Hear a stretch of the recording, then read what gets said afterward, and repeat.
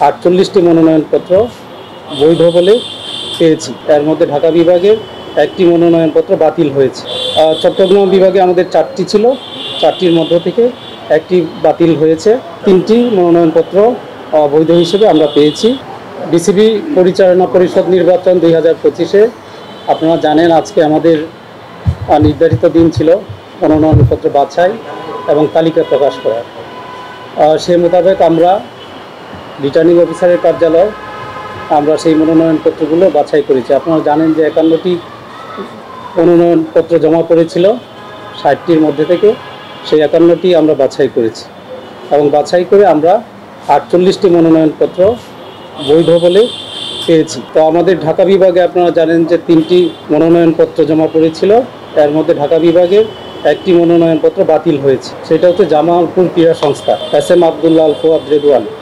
চট্টগ্রাম বিভাগে আমাদের 4টি ছিল, 4টির মধ্য থেকে একটি বাতিল হয়েছে, সেটা হচ্ছে চাঁদপুর জেলার ক্রীড়া সংস্থা। এবং রাজশাহী বিভাগ থেকে রাজশাহী বিভাগীয় ক্রীড়া সংস্থা তাদের মনোনয়নপত্র বাতিল বলে গণ্য হয়েছে। এবং বাকি 3টি মনোনয়নপত্র বৈধ হিসেবে আমরা পেয়েছি, সেটা হচ্ছে চাঁপাইনবাবগঞ্জ জেলা ক্রীড়া সংস্থা, জয়পুরহাট জেলা ক্রীড়া সংস্থা এবং পাবনা জেলা ক্রীড়া সংস্থা। আর খুলনায় 2টি মনোনয়নপত্র জমা পড়েছিল, সেইখান থেকে 2টি বৈধ হয়েছে। আর রংপুরে 3টি মনোনয়নপত্র জমা পড়েছিল, সেখানে 3টি আমরা বৈধ পেয়েছি। ওয়ালটন এখন দেশের সীমানা পেরিয়ে পৌঁছে গিয়েছে 50টিরও বেশি দেশে।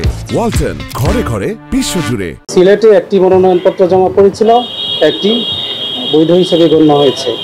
এবং বরিশালে একটি মনোনয়নপত্র ভোলা জেলা ক্রীড়া সংস্থা সেইটার বৈধ বলে গণ্য হয়েছে। এটা হচ্ছে ক্যাটাগরি 1, ঠিক আছে। ক্যাটাগরি 2-এ হচ্ছে আমাদের ক্লাব বা ক্রীড়া সংস্থার যে আমাদের মনোনয়নপত্র জমা পড়েছিল। আপনারা জানেন আমাদের 30টি মনোনয়নপত্র জমা পড়েছিল, সবকটি বৈধ বলে গণ্য হয়েছে। একই সাথে ক্যাটাগরি 3-এ আমাদের 3টি মনোনয়নপত্র জমা পড়েছিল এবং 3টি বৈধ হয়েছে। এই হচ্ছে আমাদের আজকের দিনের কার্যক্রম।